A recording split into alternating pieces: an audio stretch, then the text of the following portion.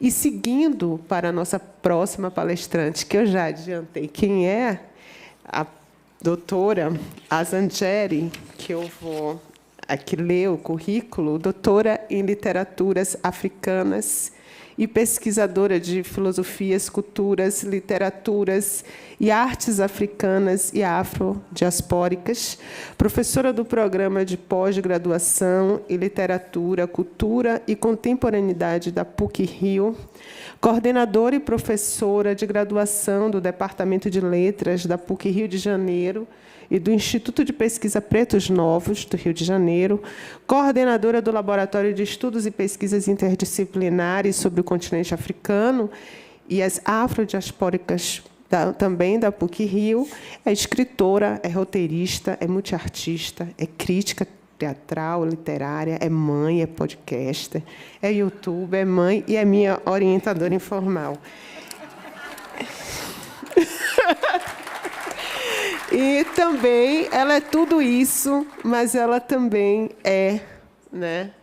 Ela nos ensina a sermos sóis. Ela é esse facho de luz que vem nos trazer também um outro sol, um outro brilho e um outro olhar, porque nem tudo é dor, mas também é luz. Com a palavra, a doutora Asa. Ai, gente, fico até emocionada. Vamos formalizar essa orientação, né? Primeiramente, boa tarde. É um grande prazer estar aqui. Nunca imaginei na minha vida, nesses 20 anos estudando África e diáspora, nunca imaginei estar aqui. Nunca. Então, eu estou muito emocionada por ter essa oportunidade, ter essa escuta. Então, primeiramente, eu desejo que as minhas palavras toquem o coração de vocês e tragam movimento e solaridade. Dividi a fala em 3 tópicos, porque eu sou muito professora, gente, não consigo me despir disso. Então, didaticamente, em 3 tópicos. E eu sempre gosto de botar uma epígrafe nas minhas falas. E eu estava pensando hoje de manhã, meu Deus, o que eu falo? Quando me veio uma música, um trecho de uma música, que ficou martelando a manhã inteira no meu café da manhã. E eu fiquei pensando se eu trago ou se eu não trago. É um trecho de uma música dos Originais do Samba, que eu revivi assistindo o filme novo do Mussum. Inclusive, deixo aí a sugestão, está muito bonito. E o trecho que ficou martelando na minha cabeça é o seguinte: nunca tenha medo do seu inimigo se não é você quem começa a brigar. Então, ouvindo o doutor Danilo, eu acho que essa frase faz ainda mais sentido, né, para todos nós. E quero trazer também 2 provocações que eu não tenho a pretensão de responder, mas de provocar mesmo. Já que o tema dado, né, Raquel, é corpo negro, direito à vida, à terra e à cidade. Antes disso, eu preciso fazer uma autodescrição, né? Eu já ia esquecendo. Então, gente, eu sou Asa, sou uma mulher negra de pele clara, tenho os olhos verdes, tenho cabelo de dread, dedrados, até a altura mais ou menos dos ombros. Estou vestindo uma roupa vermelha. E aí, voltando à provocação, essas 2 perguntas que eu deixo aqui, mas para a gente elaborar sem pretensão de responder. E a primeira é: quem corpo documenta a cidade? Quem corpo documenta a cidade? Né? A segunda é: pessoas negras têm direito à cidade? Têm direito a todas as benesses da cidade? Cidade que o tempo inteiro referencia uma ancestralidade. E é muito interessante porque, enfim, eu sou uma mulher de candomblé, então a gente está o tempo inteiro falando de ancestralidade, dos nossos ancestrais, dos nossos orixás, dos nossos inquices. E vira e mexe, as pessoas não negras dizem: mas que história é essa de ancestralidade? E não sei o quê. Mas eu pergunto a vocês: quem é o branco que dá nome à sua rua?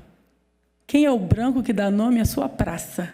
Quem é o branco que dá nome ao aeroporto, às escolas, os hospitais, os institutos médicos legais e os tribunais de justiça. Então, se a gente for pensar em ancestralidade, faz parte do modus operandi da branquitude reverenciar o tempo todo as suas ancestrais. Mas quando os não brancos referenciam os seus, aí já começa a ser estranho. A gente também pode pensar em termos de nomeação, né? Os nomes comuns no Brasil são nomes de ancestralidade. E a gente pode até pensar no culto católico, que é um culto de ancestralidade. Afinal, todos aqueles santos são ancestrais. Então, qual seria a diferença nesses termos? Dito isso, eu vou ao primeiro tópico, que é a experiência africana continental. Ela é uma experiência urbana e também rural. Então, existem algumas falácias históricas sobre África, como, por exemplo, África é oral. Isso não é verdade. Quando os africanos chegaram escravizados aqui, eles sabiam escrever, principalmente em árabe, sabiam escrever em línguas africanas, como a sankofa, gaés, mas como o Ocidente não conseguia decodificar essa língua, ele desqualificou e disse que a África era oral. Então, é claro que a oralidade é um valor civilizatório do continente africano, mas não quer dizer que a gente não escrevia, mas sim quer dizer que fomos impedidos de escrever, que é uma grande diferença. Então, quando a gente vai pensar em experiência urbana, né, experiência cidade ou experiência rural, a gente está falando de um continente africano extremamente urbanizado. A gente tem aí, no século XIII, o grande Zimbábue, totalmente urbanizado. A gente tem o Império do Mali, com Sundiata Keita, urbanizado. A gente tem o Império de Oió, urbanizado. Então, essa noção ocidental de que os europeus chegam para civilizar, chegam para urbanizar, chegam para dar um caráter de humanidade, isso faz parte do discurso colonialista, universalista, de dominação, né, de um projeto de dominação de tudo. Mas a África também, o continente africano também é rural. Então, a gente consegue localizar dentro do mapa, né, ali a África Ocidental enquanto uma África extremamente urbana, mas a gente consegue encontrar também no centro-sul africano e da costa oriental os vários povos bantus que são rurais. E por que eu trago isso? Porque a escravidão ela foi especializada. Então, para você plantar cana, você tem que trazer quem saiba plantar. Então, você traz os bantus. Para você explorar o ouro, você tem que trazer quem sabe minerar. Então, você traz os zulus. E assim por diante. Então, esse primeiro momento, o que eu gostaria é trazer essa reflexão sobre os preconceitos que atravessam o continente africano e o quanto isso dificulta a nossa identificação com esse continente que eu não considero um continente mãe. Para nós, é um continente avó. E a gente olha para o continente africano enquanto afrodiaspóricos com o mesmo respeito e deferência que a gente olha para as nossas avós e a história dela. É assim que deveria ser. Dito isso, o que nos faz chegar aqui e nos tornarmos a maior diáspora africana do mundo? Significa que, em termos populacionais, nós só perdemos para a Nigéria. Ou seja, o Brasil é o país fora da África com a maior população negra do mundo. E, ainda assim, esse fato não é refletido nas instâncias de poder. E isso se dá justamente pelo termo que a juíza Manuela trouxe, que eu tomo emprestado da mestre Marimbani, socióloga e base das minhas pesquisas, que ela vai denominar de Maafa. O que é a Maafa? A Maafa é um fenômeno de desumanização radical que assola a população negra nos últimos 500 anos. E é um fenômeno que não respeita fronteiras de tempo. Então, ele começa com a invasão ao continente africano e chega até os dias de hoje. Não respeita fronteiras de cultura e não respeita fronteiras de território. E aí entra efetivamente a noção do corpo. A Maafa está para todos os corpos negros, sem exceção. Entretanto, por causa das interseccionalidades, alguns corpos sofrem mais o impacto da desumanização radical visível e outros menos.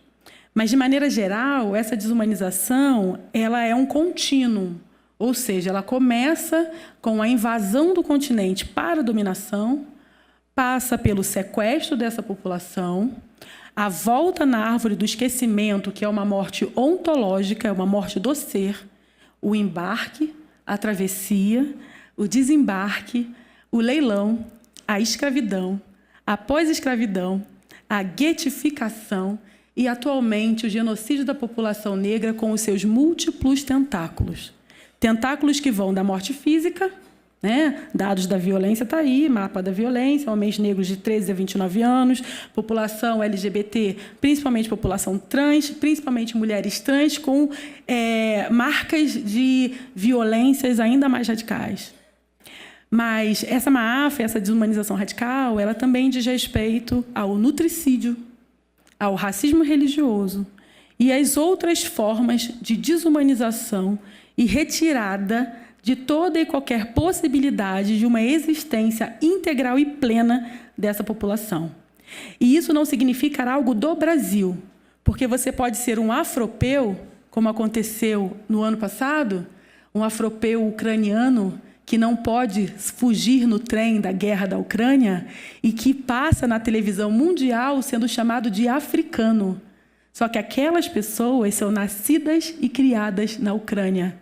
Assim como qualquer um de nós, se elas forem para a África, não tem o que encontrar lá, porque estão há gerações no continente africano, no continente europeu. E ainda assim, não tem o seu direito de pertença, mesmo em estado de guerra, que é uma das faces da Maafa. Então, esse fenômeno de desumanização radical não é uma experiência do Brasil, e sim uma experiência imposta pelo modelo ocidental a todos os corpos negros que vivem dentro do Ocidente formal, que é anglo-europeu, ou da sua cópia mal diagramada, como o caso do Brasil. Porque a gente é uma tentativa de Ocidente, né? A gente não é ocidental. Dito isso, como é que esses corpos chegam para formar as diásporas africanas?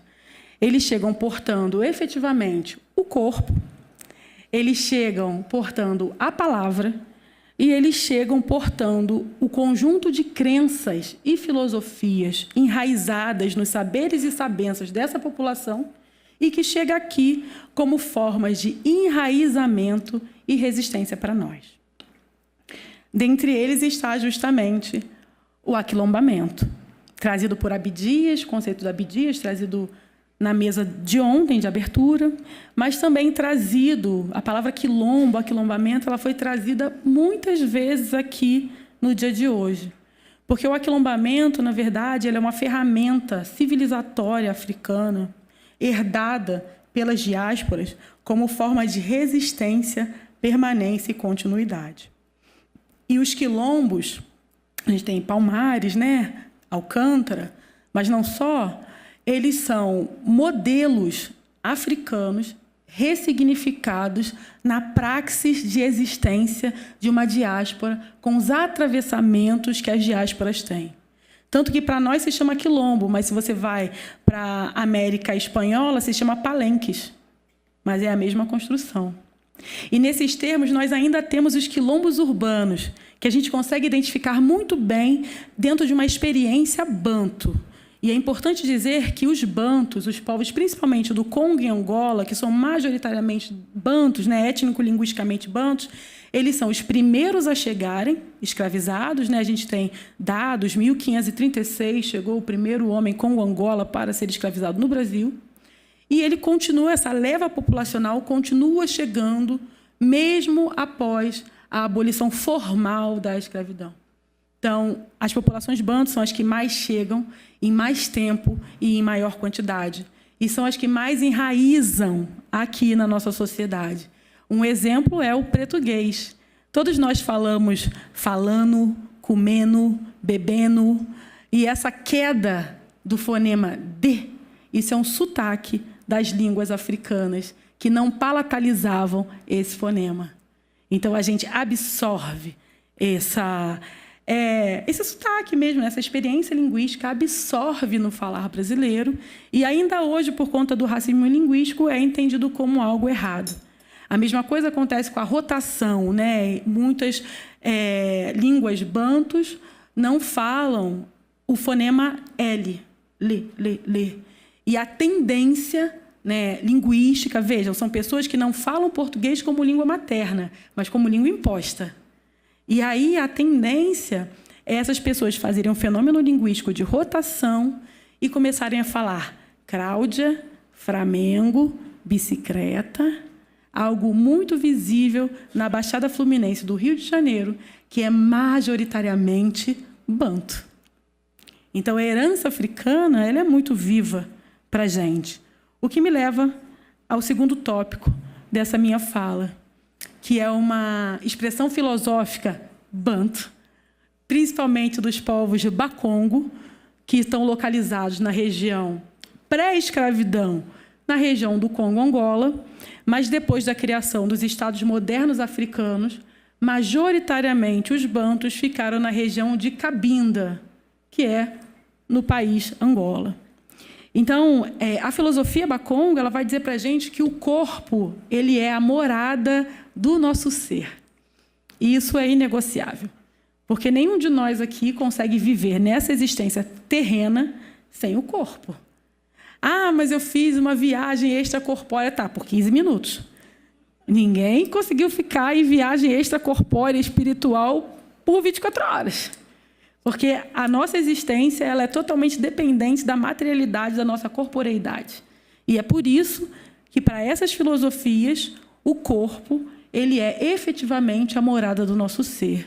E é por isso que ele tem uma importância singular na nossa existência.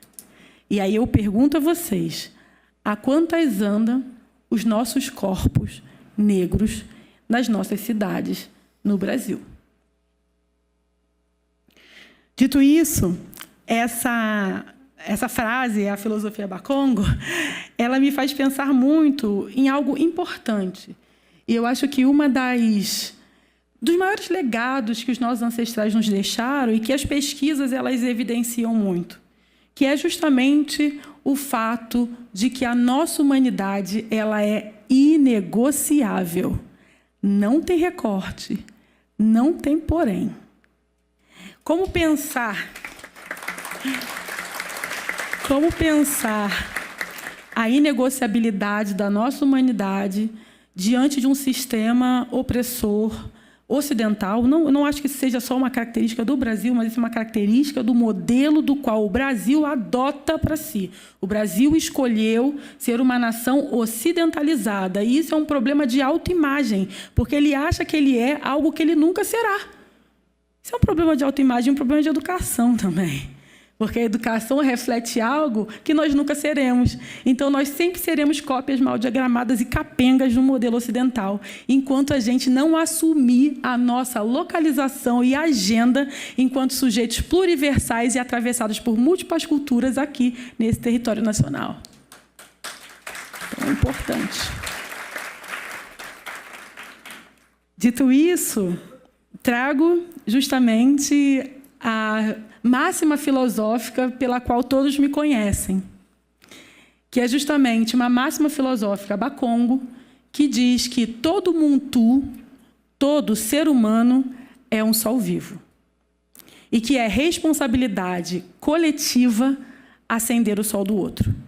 Então, veja, o nascimento de uma criança na comunidade é o nascimento, o raiar de um sol que deve ser gestado na sua máxima potência, para que ele possa chegar com dignidade e plenitude no sol do meio-dia.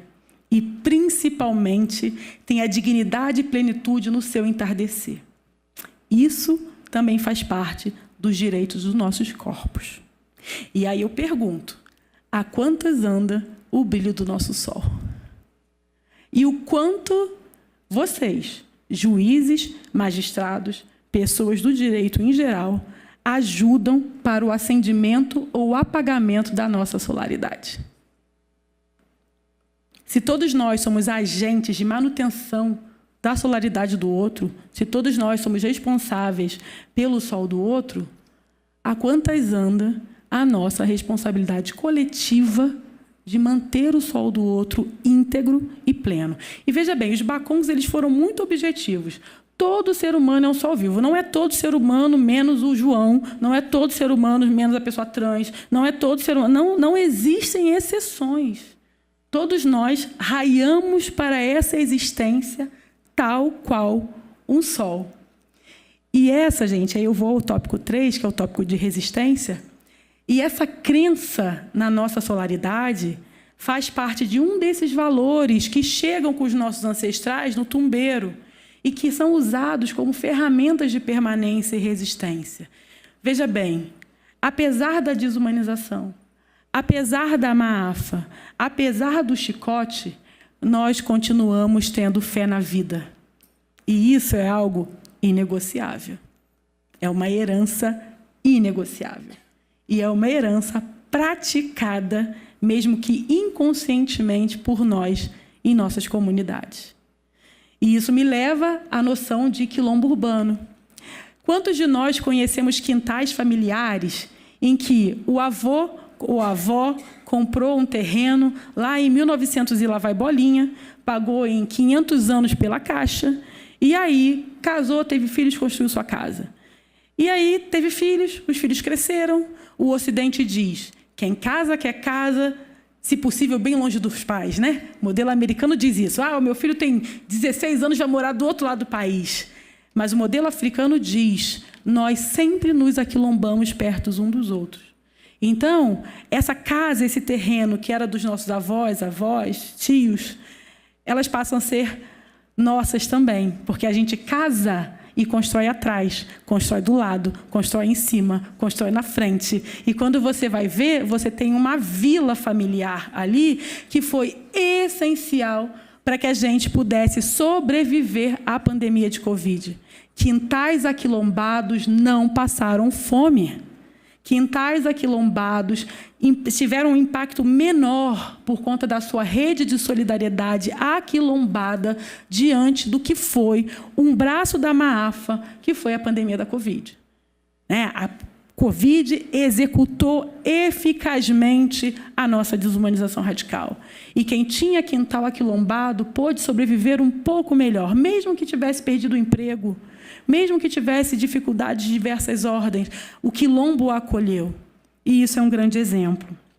Dessa forma, já encaminhando, que eu já vi aqui a plaquinha, o que eu quero dizer é que a gente precisa pensar na nossa agenda e, principalmente, pensar as nossas localizações. Todos nós temos uma agenda e uma localização. Se você não está no centro da sua própria agenda, você vive em desagência. E é aquilo que eu sempre falo para os meus alunos, né? Se você está vendo o jogo jogar e não está entendendo nada, é porque você é a bola. Né? Não sejamos a bola de ninguém. Esse é o ponto. Não sejamos a bola de ninguém. E para que a gente não seja a bola de ninguém, a gente precisa estar centralizado na nossa própria agenda, nos nossos próprios interesses, nos nossos próprios ímpetos, vontades, objetivos e desejos. E isso não é vergonha para ninguém. Isso faz parte do projeto. A gente precisa aprender a ter projetos. Porque também essa noção de aquilombamento, pretos no topo, pretos juntos, é sempre muito mal visto pelo sistema com alguma forma de segregação reversa. Entretanto, a branquitude tem projeto, se apruma, se ajuda, e aí não é perverso, não é nada. Mas quando a gente decide pensar uma agenda como o Enejum, que é um projeto com agenda e localização, isso acaba afetando vontades e trazendo certos incômodos. Dito isso, nós estamos falando de ética. E a ética, as várias éticas africanas herdadas por nós nas nossas afrodiásporas, né? Não só na América, mas também na Europa, ela vai nos enraizar em alguns valores civilizatórios essenciais para a nossa permanência. Dentre eles, eu trago somente 4 para fins ilustrativos e para terminar. O primeiro é a oralidade, o poder da palavra, né? A palavra, ela é uma entidade. A palavra, ela é respeitada tal qual um orixá. A palavra é ética. Então, eles nos ensinam isso. E a gente ainda tem um resquício muito forte dessa palavra quando a gente pede bênção. Quando a gente fala para o avô, para a avó, bença, avó. A gente, na verdade, está sendo abençoado oralmente pelo avô, pela avó, mas por todos aqueles que constroem essa linhagem, que por ele abençoa também. O outro ponto é a corporeidade, porque nós viemos destituídos de absolutamente tudo, mas não viemos destituídos dos nossos corpos. E de muito menos daquilo que compõe o nosso corpo, que compõe o nosso ser. Então, a corporeidade, ela é uma ferramenta essencial de resistência das diásporas em qualquer lugar do planeta. O outro elemento que eu quero trazer é a musicalidade. Busek Fukiao, que é o filósofo bakongo que traz a filosofia do sol vivo, ele vai dizer que todo Muntu é ser humano, acho que vocês já entenderam, né? Todo Muntu, ele tem uma percussão interna. E essa percussão interna dita o ritmo da nossa existência. E essa percussão interna se chama coração. Todos nós falamos, pulsamos, pensamos e agimos no ritmo do nosso coração, que é o nosso tambor interno. Então, às vezes, por causa dessa razão helênica muito forte, a gente silencia o nosso tambor interno para dar ênfase à racionalidade. Entretanto, a razão é atravessada por tantas questões.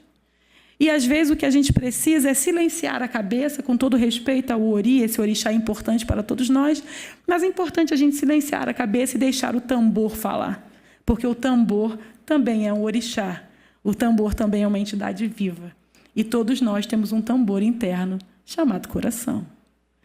E o último tópico é justamente a força vital. Ou seja, os nossos ancestrais chegaram para a desgraça coletiva do Brasil para serem escravizados, e ainda assim eles acreditaram que viver valia a pena. Isso é muito fantástico, porque se eles não acreditassem que viver valesse a pena, nenhum de nós estaríamos aqui. Eles teriam se matado, teriam se jogado no mar, teriam feito N coisas para não deixar descendência. Mas como a fé na vida e a crença de ser um sol vivo é algo irrigado, intrínseco, seminal, germinal nas culturas africanas bantus de maneira geral, nós herdamos isso e, por conta dessa crença, nós conseguimos sobreviver. Então, eu quero terminar com uma das lições que eu aprendi nesses 20 anos de pesquisa sobre o continente africano e as afrodiásporas.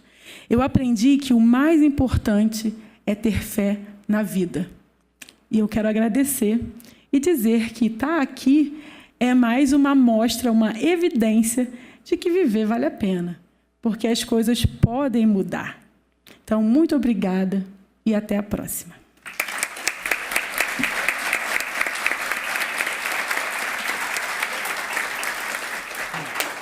Queria entregar aqui a medalha comemorativa, primeiro a professora Azangéria, a quem eu agradeço mais uma vez e que tem voo agora, o carro já está aguardando, a medalha comemorativa dos 80 anos da Justiça do Trabalho, e aqui o certificado de participação. Isso. Ai, muito obrigada. Então, neste momento, a presidente de mesa está fazendo a entrega dos certificados de participação e da medalha comemorativa dos 80 anos da CLT aos painelistas, com os registros fotográficos.